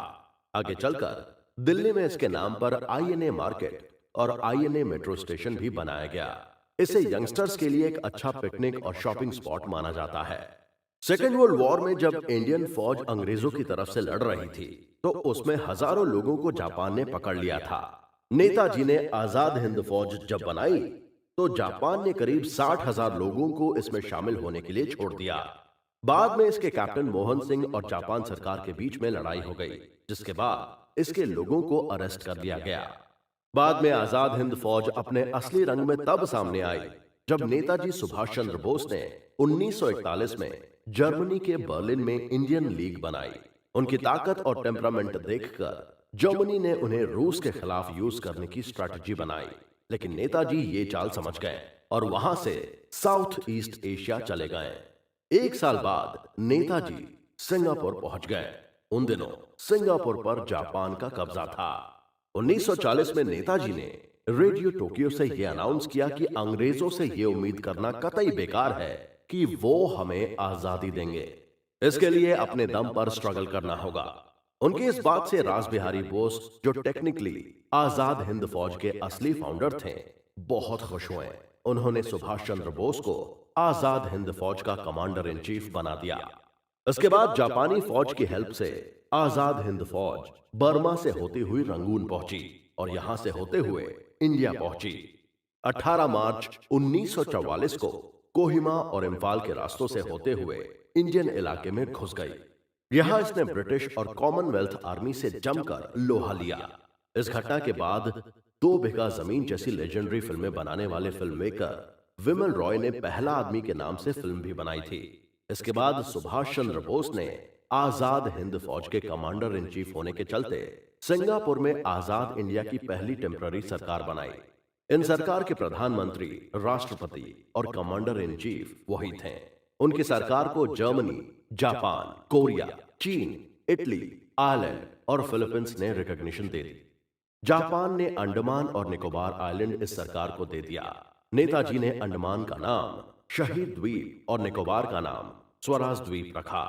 इसके बाद नेताजी ने 1944 में रंगून और सिंगापुर में आजाद हिंद फौज का हेडक्वार्टर बनाया। इसके बाद उन्होंने 6 जुलाई 1944 को गांधी जी के नाम रंगून रेडियो से एक मैसेज दिया, जिसमें उन्होंने कहा कि अब आजादी की इस फाइनल लड़ाई के लिए मैं राष्ट्रपिता का आशीर्वाद और शुभकामनाएं चाहता हूं। ये बात साफ हो चुकी है कि अंग्रेज हमें अब आजाद नहीं करेंगे और अगर हमें अपनी आजादी चाहिए तो हमें खून बहाना ही होगा। मैंने जो कुछ भी किया है वो आजादी पाने के लिए, देश का मान बढ़ाने के लिए और इंडिपेंडेंस के टारगेट तक और करीब पहुंचने के लिए किया है। आजाद हिंद फौज के सोल्जर पूरे दम से भारत की जमीन पर लड़ाई लड़ रहे हैं। बताना जरूरी है कि इस मैसेज के दौरान ही गांधी जी के लिए सबसे पहला राष्ट्रपिता शब्द का इस्तेमाल नेताजी ने ही किया था। उन्होंने आजाद हिंद फौज में कई ब्रिगेड बनाई, जिनमें से एक ब्रिगेड का नाम अब्दुल कलाम आजाद ब्रिगेड और एक ब्रिगेड का नाम नेहरू ब्रिगेड और एक ब्रिगेड का नाम महात्मा गांधी ब्रिगेड और एक ब्रिगेड का नाम अपने ऊपर रखा था। 21 मार्च 1944 को दिल्ली चलो के नारे के साथ ही पूरी की पूरी आजाद हिंद फौज इंडिया में एंट्री कर गई। इसके बाद 22 सितंबर 1944 को शहीदी दिवस मनाते हुए उन्होंने अपना अजर अमर नारा दिया, तुम मुझे खून दो, मैं तुम्हें आजादी दूंगा। उसके बाद आजाद हिंद फौज ने जापानी आर्मी के साथ मिलकर इंडिया के ईस्टर्न बॉर्डर पर जमकर लड़ाई लड़ी, लेकिन अनफॉर्चुनेटली इस टाइम सेकेंड वर्ल्ड वॉर का पासा पलट गया। जर्मनी ने हार मान ली और जापान को भी अपने घुटने टेकने पड़े। इसी समय नेताजी को जापान वापस जाना पड़ा और कहा जाता है कि इसी रास्ते में हुए सो कॉल्ड प्लेन क्रैश में उनकी मौत हो गई। हालांकि ये बात अभी तक साबित नहीं हो सकी है। वैसे सरकार ने ऑफिशियली उनकी मौत को एक्सेप्ट किया और 1992 में उन्हें मरणोपरांत भारत रत्न दिया गया। हालांकि उनके घर वालों ने इसे लेने से मना कर दिया। इसके बाद अंग्रेजों ने आजाद हिंद फौज के सैनिकों और अधिकारियों को पकड़ लिया। उनका स्ट्रगल फेल हो गया, लेकिन इसके बावजूद उन्होंने एक बड़ा मैसेज तो दे ही दिया था। इसी के बाद आजाद हिंद फौज के लोगों पर दिल्ली के लाल किले में वो मशहूर मुकदमा चलाया गया। इस मुकदमे पर ही कई किस्से कहानियां फेमस हैं और जाने कितनी ही बुक्स लिखी जा चुकी हैं। इस मुकदमे में आजाद हिंद फौज के 3 टॉप कमांडरों मेजर शाहनवाज खान, कर्नल सहगल और कर्नल ढिल्लों को अंग्रेज सबसे कड़ी सजा देना चाहती थी। यहां पर बताना जरूरी है कि ये मेजर शाहनवाज खान आज हिंदी सिनेमा के फेमस एक्टर शाहरुख खान के सगे नाना थे। इन तीनों पर अंग्रेजी सरकार ने सेडिशन चार्ज लगाए थे और सरकार के खिलाफ काम करने का मुकदमा चला। इन्हें बचाने के लिए खुद जवाहरलाल नेहरू, तेज बहादुर सप्रू, के.एन. काटजू और भोला भाई देसाई जैसे इंडिया के टॉप लॉयर्स ने केस लड़ा। इस फैसले के खिलाफ पूरे देश में जबरदस्त हल्ला हुआ। उन दिनों आजाद हिंद फौज के सपोर्ट में ये नारे भी लगाए जाते थे, लाल किले को तोड़ दो, आजाद हिंद को छोड़ दो। इसके अलावा इन तीनों अफसरों के सपोर्ट में एक नारा खूब चला, ढिल्लों, सहगल, शहनवाज, मांग रहा है हिंदुस्तान। जब अंग्रेज सरकार ने देखा कि मामला हाथ से निकलता जा रहा है, तो उस टाइम के वॉइसरॉय लॉर्ड बेवल ने इस केस में इंटरफेयर करते हुए इनकी फांसी की सजा माफ कर दी। देश के आजाद होने के बाद यही कैप्टन शहनवाज खान मेरठ से कई बार एमपी हुए और सेंट्रल गवर्नमेंट में 23 साल मिनिस्टर रहे। लेकिन इनके अलावा भी आजाद हिंद फौज में सर्विस देने वाले हजारों सोल्जर्स थे, जिनके नाम शायद लोगों को नहीं पता है। देश की आजादी के इन्हीं अनसंग हीरोज की याद में सिंगापुर में इनका एक मेमोरियल बनाया गया है। उसे बनाने के लिए सिंगापुर में रहने वाले इंडियंस ने बहुत कंट्रीब्यूट किया है। बाकी का सपोर्ट सिंगापुर की सरकार ने किया था। इसे INA वॉर मेमोरियल के नाम से जाना जाता है। खुद नेताजी सुभाष चंद्र बोस ने 8 जुलाई 1945 को यहां आकर फूल चढ़ाए थे। इसे बाद में इंग्लिश आर्मी ने तोड़ फोड़ दिया, लेकिन साल 1995 में सिंगापुर की सरकार ने वहां रह रहे इंडियंस की मदद से दोबारा इसे सुंदर तरीके से बनवाया। आज भी इसकी देखरेख का काम सिंगापुर सरकार के हाथों में ही है।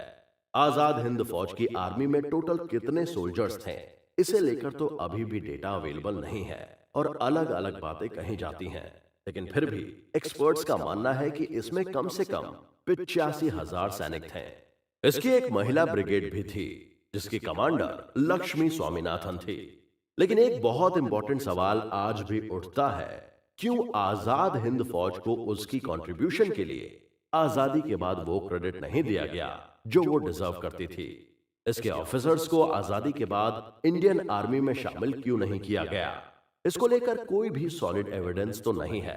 लेकिन बहुत से पॉलिटिकल एक्सपर्ट्स और हिस्टोरियंस ने ये लिखा है कि हो सकता है कि उस टाइम के इंडियन पॉलिटिशियन और अंग्रेजों के बीच कोई समझौता हुआ हो, क्योंकि लॉर्ड माउंटबेटन, जो इंडिया के लास्ट वॉइसरॉय थे, उन्होंने कहा था कि अगर आपको आजादी मिलेगी तब आपकी अपनी आर्मी होगी और आपको अपनी आर्मी में ऐसे लोगों को रखना चाहिए जो देश के लिए वफादार हों, ना कि उन लोगों को जो मौका मिलने पर किसी और तरफ भाग लिए थे। उनका इशारा सुभाष चंद्र बोस की तरफ था, जिन्होंने जापान की हेल्प से ब्रिटिश आर्मी के खिलाफ वॉर छेड़ दिया था। सेकेंड वर्ल्ड वॉर में जब जापान हार गया और अपने घुटने टेक दिए, उसके बाद नेताजी ने इंडियन फ्रीडम स्ट्रगल को कंटिन्यू करने के लिए प्लान किया कि चलो अब रूस की हेल्प ली जाए। इसलिए वो 18 अगस्त 1945 को प्लेन से मंचूरिया जा रहे थे। ज्यादातर जगह पर यही कहा गया है कि इस जर्नी के दौरान ही वो लापता हो गए और उसके बाद उनका कोई पता नहीं चला। 23 अगस्त 1945 को रेडियो टोक्यो ने बताया कि नेताजी एक फाइटर प्लेन से जा रहे थे और 18 अगस्त को ताइहोकू एयरपोर्ट के पास उनका प्लेन क्रैश हो गया। प्लेन में उनके साथ जापानी जनरल कैनोई और कुछ और लोग भी शामिल थे। वो लोग भी साथ में ही मारे गए। इस एक्सीडेंट में नेताजी बुरी तरह से जल गए थे। उन्हें ताइहोकू के मिलिट्री हॉस्पिटल ले जाया गया, जहां उन्होंने कुछ समय बाद ही दम तोड़ दिया। कुछ टाइम के बाद उनका अंतिम संस्कार कर दिया गया और उनकी अस्थियां इकट्ठा करके जापान के रैंकोंजी मंदिर में रख दी गई, जो आज भी वहीं पर रखी हुई हैं। नेशनल आर्काइव्स ऑफ इंडिया में जो डॉक्यूमेंट अवेलेबल है, उनके अकॉर्डिंग नेताजी की मौत 18 अगस्त 1945 को ताइहोकू के मिलिट्री हॉस्पिटल में रात 9 बजे हुई थी। आजादी के बाद इंडियन गवर्नमेंट ने 2 बार सीक्रेट बन चुकी नेताजी की मौत की जांच कराने का डिसीजन लिया। 1956 और 1977 में इसके लिए 2 कमीशन बनाए गए। दोनों बार कमीशन की रिपोर्ट में यही निकला कि नेताजी की मौत उसी एक्सीडेंट में हुई थी और उसी एक्सीडेंट में वो शहीद हो गए थे। साल 1999 में मनोज मुखर्जी कमीशन इसके लिए बनाया गया। मुखर्जी आयोग ने अपनी रिपोर्ट 2005 में सबमिट की। इस रिपोर्ट में आयोग ने कहा कि ताइवान ने उन्हें बताया कि उस डेट में ताइवान में ऐसा कोई भी एक्सीडेंट हुआ ही नहीं था, लेकिन इंडियन गवर्नमेंट ने उस समय इसे मानने से इनकार कर दिया और 18 अगस्त 1945 को नेताजी सुभाष चंद्र बोस कहां गायब हो गए, ये आज तक इंडियन हिस्ट्री का सबसे बड़ा सवाल है। यूं तो देश के अलग अलग हिस्सों में नेताजी को आज भी बाद में देखे जाने या उनके 18 अगस्त 1945 के बाद जिंदा रहने के क्लेम किए जाते हैं, लेकिन किसी भी क्लेम को लेकर कोई मजबूत एविडेंस अभी तक सामने नहीं आ पाए हैं। फैजाबाद के गुमनामी बाबा से लेकर छत्तीसगढ़ के रायगढ़ जिले तक उनकी मौजूदगी के होने के दावे होते रहे हैं। छत्तीसगढ़ में तो नेताजी के होने का दावा सरकार के लेवल तक चला गया था, लेकिन सरकार ने इसे इंपॉर्टेंट ना मानते हुए इसकी डिटेल में जाने से मना कर दिया।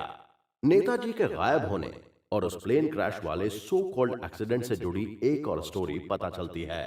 इसके अकॉर्डिंग जिस एक्सीडेंट में उनके शहीद होने की बात कही जाती है, उस फ्लाइट में उनके साथ उनके असिस्टेंट कर्नल हबीबुर रहमान भी थे।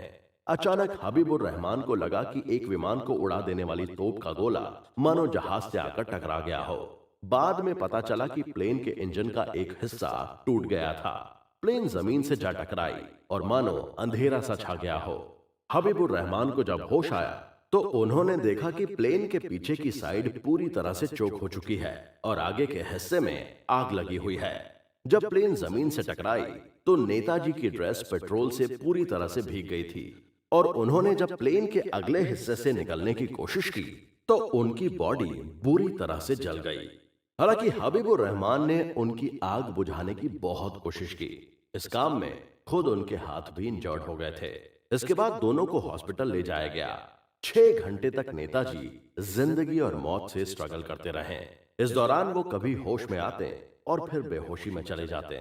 अपने आखिरी टाइम में उन्होंने अपने असिस्टेंट आबिद हसन को आवाज दी तो हबीबुर रहमान ने कहा, साहब आबिद तो नहीं है, मैं हूं। हबीबुर रहमान का दावा है कि आखिरी वक्त में उन्होंने लड़खड़ाती आवाज में कहा था कि मेरा आखिरी टाइम आ गया है, इंडिया जाकर लोगों से कहो कि आजादी की लड़ाई को कंटिन्यू रखें। रात में 9 बजे उन्होंने अपनी आखिरी सांस ली। एक दिन बाद 20 अगस्त 1945 को उनका अंतिम संस्कार कर दिया गया और उनकी अस्थियों को लेकर हबीबुर रहमान जापान पहुंचे। साल था 1945, महीना अगस्त का और आखिरी हफ्ता चल रहा था। नेताजी की वाइफ एमिली वियना के अपने फ्लैट में बैठी अपनी माँ और बहन के साथ ऊन के गोले बना रही थी। रोज की तरह रेडियो पास में ही रखा हुआ था। जैसे ही न्यूज स्टार्ट हुई वहां तीनों बैठे लोग शॉक्ड रह गए। न्यूज रीडर ने कहा कि इंडियन मिलिटेंट सुभाष चंद्र बोस एक प्लेन क्रैश में मारे गए। इतना सुनते ही एमिली अंदर जाकर अपने कमरे में घुटनों के बल सिर झुकाकर बैठ गई और बाद में उनकी माँ और बहन ने देखा कि वो फूट फूट कर रो रही थीं। बगल में ही नेताजी की बेटी भी लेटी हुई थी। आखिरी दौर में उनके साथ रहने का क्लेम करने वाले हबीबुर रहमान ने शहनवाज कमेटी के सामने ये गवाही भी दी कि उनके सामने ही नेताजी मारे गए थे और उन्होंने उनका अंतिम संस्कार भी किया था। लेकिन इसके अलावा एक बड़ा तबका ये मानता रहा है कि नेताजी उस हादसे में बच गए थे और वहां से निकलकर रूस पहुंच गए थे, जहां उन्हें रूस के डिक्टेटर स्टालिन ने पकड़ लिया। स्टालिन उनसे इस बात को लेकर नाराज था कि उन्होंने जापानी डिक्टेटर हिटलर से हाथ मिलाया था। बीबीसी की एक रिपोर्ट में बीजेपी लीडर सुब्रमण्यम स्वामी क्लेम करते हैं ये एक्सीडेंट ताइवान में होने का दावा किया जाता है और उन दिनों ताइवान जापान के कब्जे में था।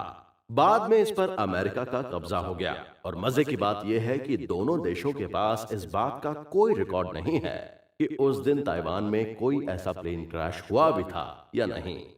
स्वामी कहते हैं कि उन्हें एक सोवियत स्कॉलर ने बताया था कि नेताजी वहां से जापान गए ही नहीं थे, वो सीधे मंचूरिया आए थे।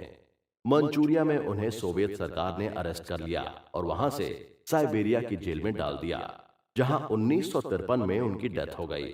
इसके अलावा स्वामी ने शाहनवाज कमेटी के सामने नेहरू के स्टेनोग्राफर श्यामलाल जैन की गवाही को भी मेंशन किया है। श्यामलाल जैन ने कहा है कि एक दिन रात में अचानक उन्हें नेहरू का मैसेज मिला कि वो तुरंत उनसे मिलने पुरानी दिल्ली के दरियागंज में आसिफ अली के घर पर आ जाएं। यहां नेहरू ने जैन से ब्रिटिश प्राइम मिनिस्टर एटली के नाम एक लेटर डिक्टेट करवाया, जिनमें लिखवाया कि उन्हें स्टालिन का एक मैसेज मिला है कि सुभाष चंद्र बोस जिंदा हैं और वो रूस के कब्जे में हैं। सुब्रमण्यम स्वामी ने यह भी कहा कि इसका एक और एविडेंस उन्हें तब मिला जब वो स्वामी चंद्रशेखर की गवर्नमेंट में मिनिस्टर बने। तब जापान से एक रिक्वेस्ट आई कि रिकॉन्जी मंदिर में सुभाष चंद्र बोस की जो अस्थियां रखी हैं, आप उन्हें ले जाइए, लेकिन आप उनका डीएनए टेस्ट नहीं करवाएंगे। सुभाष चंद्र बोस की मौत पर इंडियाज बिगेस्ट कवर अप नाम की बुक लिखने वाले अनुज धर कहते हैं कि उन्होंने इंडिया के प्राइम मिनिस्टर ऑफिस से इससे जुड़े डॉक्यूमेंट देने की रिक्वेस्ट की थी, लेकिन उन्होंने ये कहते हुए मना कर दिया कि इससे दूसरे देशों के साथ हमारे रिलेशनशिप खराब हो जाएंगे। लेकिन अनुज धर कहते हैं कि ये बात गले से नहीं उतरती। अनुज के अलावा नेताजी के परपोते और उन पर हिज मैजेस्टीज ओपोनेंट नाम की बुक लिखने वाले सौगत बोस कहते हैं कि दूसरे देशों से रिलेशन खराब होने वाला लॉजिक मुझे भी कभी समझ में नहीं आया। सुब्रमण्यम स्वामी ये भी कहते हैं कि उनका कहना है कि सोवियत संघ तो रहा नहीं और स्टालिन पूरी दुनिया में कब का बदनाम हो चुका है। मुझे नहीं लगता ऐसी कोई बात अगर सामने आती है तो इससे व्लादिमीर पुतिन को कोई फर्क पड़ेगा। सपोर्ट में सौगत बोस ने एक और हैरान करने वाली बात हम सबको बताई।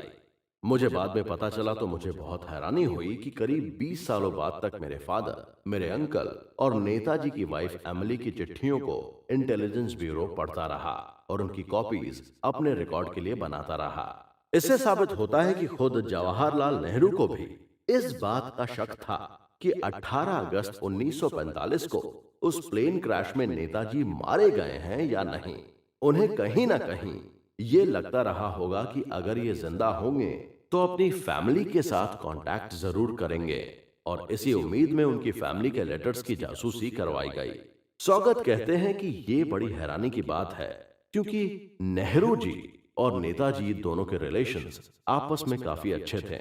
नेताजी ने जब आजाद हिंद फौज में ब्रिगेड का नाम नेहरू के नाम पर रखा था और नेताजी की मौत की खबर जब 1945 में नेहरू को पता चली थी तो इसे सुनते ही उनकी आंखों में आंसू आ गए थे। इस तरह के क्लेम भी किए जाते रहे हैं। क्या नेताजी सुभाष चंद्र बोस 18 अगस्त 1945 के बाद भी जिंदा थे? अगर हां तो कितने सालों तक, और अगर नहीं तो फिर इनकी मौत क्यों एक सीक्रेट बनकर रह गई? क्यों उनकी मौत की इन्वेस्टिगेशन के लिए बनाई गई कई कमीशन के बाद भी सच सबके सामने नहीं आ सका, या यूं कहें कि आने नहीं दिया गया? सवाल तो बहुत से हैं, लेकिन बात वही है कि जवाब आखिर है कहां? इन सवालों में से एक ये भी सवाल है कि क्या गुमनामी बाबा के नाम से अयोध्या में रहने वाले संत वही नेताजी सुभाष चंद्र बोस थे? अगर ये बात सच है तो फिर फैजाबाद जैसी कम फेमस जगह पर क्यों उन्होंने अपनी लाइफ के आखिरी साल गुजारे? तो चलिए आपको टाइमलाइन वे में सुनाते हैं गुमनामी बाबा का एक एक सच। दोस्तों, 17 सितंबर 1985 का दिन था जब फैजाबाद में गुमनामी बाबा की अचानक मौत हो जाती है। पर अचानक हड़बड़ी में सरयू नदी के किनारे गुफ्तार घाट पर उनका अंतिम संस्कार कर दिया जाता है। लेकिन कितनी हैरानी की बात थी कि उनका चेहरा किसी को भी देखने नहीं दिया गया। आखिर ऐसा क्यों हुआ?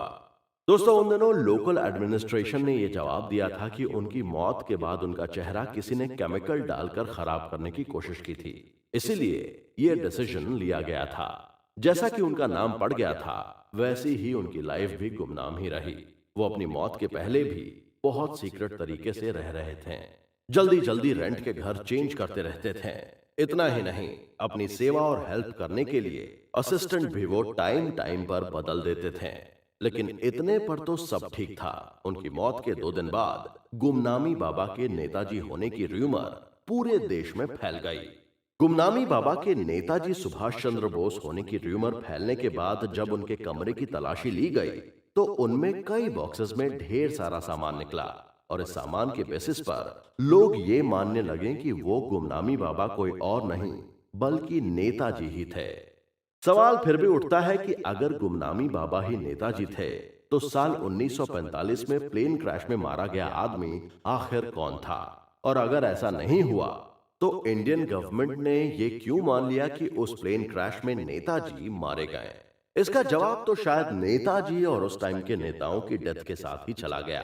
लेकिन उस सामान के बारे में बहुत कुछ जानना इंपॉर्टेंट है, जिसने ये प्रूव किया कि फैजाबाद के राम भवन में अपनी अंतिम सांसें लेने वाले गुमनामी बाबा ही नेताजी थे। गुमनामी बाबा के भक्तों को जो सामान मिला था, उनमें हर साल 23 जनवरी को कोलकाता में सेलिब्रेट किए जाने वाले नेताजी के बर्थडे की पिक्चर्स भी थीं। इसके अलावा लीला राय के मरने पर हुई फ्यूनरल की तस्वीरें भी उस सामान में मिली। यहां पर बताना जरूरी है कि लीला राय नेताजी की क्लोज असिस्टेंट थीं और संविधान सभा में इंक्लूड की गई इकलौती महिला भी। नेताजी की तरह के ही दर्जनों राउंड साइज वाले चश्मे, 555 ब्रांड की सिगरेट और विदेशी शराब की बोतलें। इसके अलावा नेताजी सुभाष चंद्र बोस के पेरेंट्स, उनकी फैमिलीज की फोटोज, रोलेक्स घड़ी और आजाद हिंद फौज की यूनिफॉर्म भी उस सामान में मिली। इसके अलावा 1974 में कोलकाता के आनंद बाजार पत्रिका न्यूज़पेपर में 24 पार्ट में छपी खबरों की कटिंग्स भी इस सामान में मिली। इसके साथ साथ इंग्लिश, जर्मनी और जापानीज लिटरेचर की ढेरों किताबें भी उनके पास मिली थी। इंडिया चीन वॉर से रिलेटेड किताबें भी इस सामान में मिली थीं। किताबों पर कई पर्सनल कमेंट लिखे गए थे। यही नहीं, सुभाष चंद्र बोस की डेथ की इन्वेस्टिगेशन के लिए बनाए गए शहनवाज आयोग और खोसला आयोग की रिपोर्ट, सैकड़ों टेलीग्राम और लेटर्स भी मिले, जिन्हें भगवान जी के नाम से भेजा गया था। यानी साफ है कि गुमनामी बाबा को आने वाली हर चीज उन्हें भगवान जी के नाम से ही बाई पोस्ट भेजी जाती थी। इसके अलावा हाथ से बने हुए उस जगह के मैप भी थे जहां नेताजी का प्लेन क्रैश हुआ था। इसके अलावा आजाद हिंद फौज की स्पाई विंग के चीफ पवित्र मोहन रॉय के नेताजी को लिखे गए कॉन्ग्रेचुलेशन मैसेज भी मिले। जब ये सारा सामान एक ही आदमी के पास से इकट्ठा एक साथ मिला, तो गुमनामी बाबा की स्टोरीज पूरे इंडिया से निकलकर पूरी दुनिया में फेमस होने लगी और उनके कभी जापान में मारे जाने और कभी रूस में पकड़ लिए जाने वाले क्लेम्स भी हवा हो गए। इसके बाद ढेर सारे विटनेस भी सामने आने लगे। ये बातें भी उठने लगी कि आखिर नॉर्थ इंडिया का एक सिंपल बाबा हिंदी के अलावा अंग्रेजी, जर्मन, जापानीज, बंगाली जैसी लैंग्वेजेस इतने फ्लुएंटली से कैसे बोल सकता था। कमाल का कोइंसिडेंस ये था कि वो सब यही लैंग्वेज थीं जो नेताजी खुद फ्लुएंसी के साथ बोल लेते थे। इसके बाद ही लोगों ने नेताजी के जापान और रूस से होते हुए फैजाबाद तक पहुंचने की स्टोरीज को समझना शुरू कर दिया। फैजाबाद के लोकल लोग कहते हैं कि भगवान जी उर्फ गुमनामी बाबा 70 के डेकेड में यहाँ आए थे। स्टार्टिंग में वो अयोध्या की लाल कोठी में रेंट पर रहते थे। फिर कुछ दिन बाद वो बस्ती जाकर रहने लगे। हालांकि बस्ती में उन्हें ज्यादा मजा नहीं आया और कुछ ही दिनों में वो वापस अयोध्या आ गए और यहाँ पंडित राम किशोर पंडा के यहाँ रहने लगे। कुछ दिन बाद उन्होंने अपना ठिकाना फिर बदला और अयोध्या की सब्जी मंडी के बीचों बीच मौजूद लखनऊ हाता में बहुत सीक्रेट तरीके से रहने लगे। ये सब वो फैक्ट्स हैं जिनके दम पर लोगों को लगने लगा कि अयोध्या के राम भवन में आखिरी वक्त बिताने वाले गुमनामी बाबा ही नेताजी थे। बाद में लोगों ने दिमाग पर जोर डालना शुरू किया कि गुमनामी बाबा सीक्रेट तरीके से क्यों रहते थे, किसी को अपना चेहरा क्यों नहीं दिखाते थे। हर साल 23 जनवरी और दुर्गा पूजा को वो कौन लोग थे जो उनसे मिलने आते थे। यहाँ बताना जरूरी है कि 23 जनवरी को नेताजी का बर्थडे सेलिब्रेट किया जाता है। जनवरी और दुर्गा पूजा कुछ ऐसे दिन होते थे जब उनके पर्सनल असिस्टेंट को भी बाहर से आए लोगों से मिलने की परमिशन नहीं होती थी। बताना जरूरी है कि दुर्गा पूजा बंगाल का सबसे बड़ा त्योहार है और बेसिकली नेताजी तो बंगाली ही थे। गौर करने और सोचने वाली बात यह है कि अगर गुमनामी बाबा जंगल में ध्यान लगाने वाले एक सिंपल संत थे, तो उनके पास दुनिया भर की महंगी महंगी सिगरेट, शराब, जानी मानी मैगजीन और अखबार कौन पहुंचाता था। बात यहीं पर नहीं रुकती। एक बात और भी है कि फिर उनका अंतिम संस्कार इतने सीक्रेट तरीके से क्यों किया गया। 17 सितंबर 1985 को रात 9 बजे गुमनामी बाबा ने आखिरी सांस ली, तो उनके पास उनकी असिस्टेंट जगदम्बे और कृष्ण गोपाल श्रीवास्तव थे। उनके पास 22 से 23 बॉक्स थे। उनके सामान को लेकर दोनों आपस में ही झगड़ने लगे, जिसके बाद लोकल एडमिनिस्ट्रेशन को इसमें इंटरफेयर करना पड़ा और उन्होंने उनका सारा सामान अपने कब्जे में ले लिया। हैरानी की बात तो ये है कि हर साल 23 जनवरी को उनके बर्थडे वाले दिन जो लोग उनसे मिलने आते थे, उनकी डेथ के बाद उन्हें खबर करने पर भी उनमें से कोई नहीं आया और ना ही उनका अंतिम संस्कार करने और ना ही उनके आखिरी दर्शन के लिए। अब सुनिए आप सबसे बड़ी और सबसे ज्यादा हैरान करने वाली बात। दोस्तों, गुमनामी बाबा का अंतिम संस्कार लोकल एडमिनिस्ट्रेशन और आर्मी के टॉप ऑफिसर्स के सुपरविजन में सीक्रेटली कर दिया गया। अंतिम संस्कार फैजाबाद के कंपनी गार्डन में किया गया, जो आर्मी का इलाका है। लोगों को इस बात ने सरप्राइज किया क्योंकि आर्मी एरिया में किसी नॉर्मल आदमी का अंतिम संस्कार नहीं किया जाता और इस इंसिडेंट के बाद आज तक उस आर्मी एरिया में किसी भी आदमी का अंतिम संस्कार नहीं किया गया है। ऐसा कहा जाता है कि उनकी मौत के बाद किसी ने केमिकल डालकर उनके चेहरे को बिगाड़ने की कोशिश की थी, इसीलिए उनका चेहरा लास्ट में किसी को भी दिखाया नहीं गया। आखिर वो लोग कौन थे जिन्होंने ऐसा करने की कोशिश की, या फिर कुछ ऐसा हुआ ही नहीं था? दोस्तों, ये सारी बातें आज तक एक सीक्रेट है क्योंकि उनका चेहरा तो किसी ने देखा ही नहीं। कहते हैं गुमनामी बाबा की मौत के बाद जब उनके नेताजी होने पर बात पूरे देश में फैल गई, तो उनकी भतीजी ललिता बोस कोलकाता से फैजाबाद आई और उस सामान को देखते ही फूट फूट कर रोने लगी और कहने लगी ये सामान तो उनके चाचा यानी नेताजी सुभाष चंद्र बोस का ही है। इसके बाद गुमनामी बाबा के नेताजी होने की इन्वेस्टिगेशन की जाए और इसे लेकर कई दिनों तक जबरदस्त एजिटेशन हुए। सरकार बैकफुट पर आ गई और इस बात की इन्वेस्टिगेशन के लिए मुखर्जी कमीशन बनाया गया, लेकिन मुखर्जी आयोग ने गुमनामी बाबा को नेताजी भले ही ना माना हो, लेकिन इस बात से जरूर इनकार कर दिया गया कि 18 अगस्त 1945 को ताइवान में ऐसी कोई भी घटना हुई ही नहीं थी और इसमें कोई आदमी मारा नहीं गया था। गुमनामी बाबा ही नेताजी सुभाष चंद्र बोस हैं या नहीं, इसकी इन्वेस्टिगेशन के लिए यूपी गवर्नमेंट ने जस्टिस विष्णु सहाय कमीशन बनाया, जिसकी रिपोर्ट 19 दिसंबर 2019 को यूपी असेंबली में पेश की गई और इसमें कहा गया कि गुमनामी बाबा नेताजी सुभाष चंद्र बोस नहीं थे, बल्कि वो नेताजी के कोई करीबी थे, वो बंगाली थे। ये बात जस्टिस सहाय कमीशन ने अपनी रिपोर्ट में मानी है। यह भी कहा जाता है कि वो बहुत टैलेंटेड थे और हिंदी, अंग्रेजी और बांग्ला जैसी लैंग्वेजेस को जानते थे और उनके पास से मिली चीजें भी इसीलिए इंपॉर्टेंट थी बिकॉज वो नेताजी के काफी करीब रह चुके थे। क्यों जनाब, आप भी चौंक गए ना? नहीं नहीं, आपको इस एपिसोड के टाइटल का लिटरल मीनिंग नहीं निकालना चाहिए।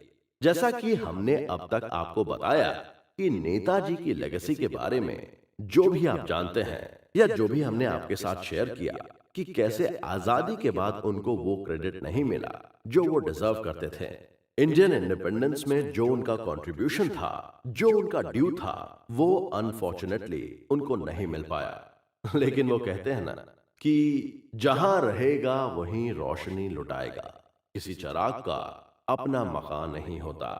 वैसे तो ये lines famous poet Waseem Barelvi की है, लेकिन नेताजी की पर्सनालिटी पर बिल्कुल फिट बैठती हैं। वो इसलिए क्योंकि ऑफिशियल रिकॉर्ड्स के अकॉर्डिंग उनको इस दुनिया से गए करीब 80 साल होने को हैं, लेकिन आज भी केवल इंडिया में ही नहीं बल्कि जापान और जर्मनी जैसे तमाम दूसरे देशों में भी उनका फैन बेस जैसे का तैसा है। सोशल मीडिया के दौर में जब लोग पॉपुलैरिटी हासिल करने के लिए कौन कौन से जुगाड़ नहीं करते, टुच्ची से टुच्ची हरकत करने को तैयार रहते हैं, लेकिन नेताजी अपने थॉट्स और अपने कंट्रीब्यूशन के दम पर आज भी जिंदा हैं। आज भी वो लोगों के दिलों में राज कर रहे हैं। कहते हैं कि उसके यहां देर है, अंधेर नहीं। यही बात देश की सरकारों पर भी फिट बैठती है। एक लंबे टाइम तक देश की सरकारों ने नेताजी की कंट्रीब्यूशन को इग्नोर किया, लेकिन सेंट्रल गवर्नमेंट ने पिछले कुछ सालों में नेताजी को उनका ड्यू देने की कोशिश की है।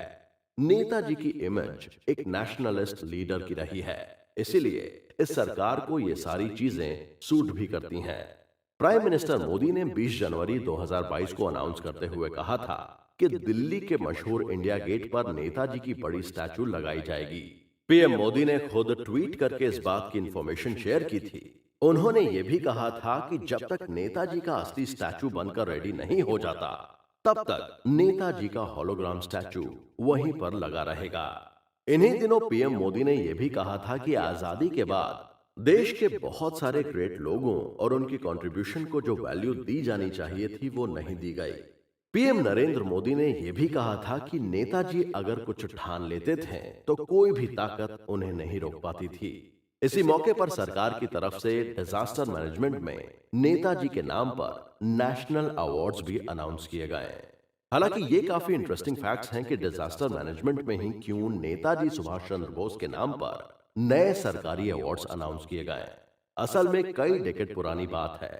एक बार जब देश के बंगाल, बिहार, उड़ीसा और कई स्टेट्स में बहुत ही डेंजरस लेवल पर बाढ़ आई हुई थी, तो ऐसे में नेताजी ने उस पूरे क्राइसिस मैनेजमेंट को लीड किया था और खुद गांधी जी ने उस पूरे मूवमेंट में नेताजी सुभाष चंद्र बोस के कंट्रीब्यूशन की जमकर तारीफ की थी। वैसे देश में नेताजी की रिस्पेक्ट तो हर कोई करता है, लेकिन जब सेंट्रल गवर्नमेंट नेताजी का स्टैचू लगाने का अनाउंसमेंट कर रहा था, तब कुछ लोगों ने इस पर ऑब्जेक्शन किया। कई लोगों ने नाजी लीडर हिटलर के साथ उनकी फोटो शेयर करते हुए लिखा था, फासिज्म के साथ नेताजी की दोस्ती पूरी दुनिया में सबको पता है। ऐसे में महात्मा गांधी की जगह उनकी स्टैचू लगाना अनफॉर्चुनेट है। लेकिन सरकार ने ऐसे किसी भी बात का जवाब देने के बजाय नेताजी के लगने वाले स्टैचू के बारे में डिटेल शेयर की थी और कहा था कि नेताजी ने एक टाइम पर पूरे देश को यूनाइट कर दिया था। सरकार ने कहा था कि नेताजी की जो स्टैचू इंडिया गेट पर लगाई जाएगी वो पूरी दुनिया में उनकी किसी भी स्टैचू से बड़ी और सुंदर होगी। नेताजी की स्टैचू को बनाने के लिए जेड ब्लैक ग्रेनाइट पत्थर तेलंगाना से मंगवाया गया है। नई दिल्ली में मौजूद नेशनल मॉडर्न आर्ट म्यूजियम को नेताजी का स्टैचू बनाने का काम दिया गया है। नेशनल मॉडर्न आर्ट म्यूजियम के डीजी अद्वैत गडनायक स्टैचू को बनाने का काम कर रहे हैं। नेताजी की ये स्टैचू 25 फुट ऊंची होगी। गडनायक ने ये कहा है कि मैं बहुत खुश हूं कि मुझे इस काम को करने के लिए चूज किया गया है। ये इतनी ऊंची स्टैचू होगी कि रायसीना हिल से भी दिखा करेगी। ये statue single piece granite stone से बनाई जा रही है।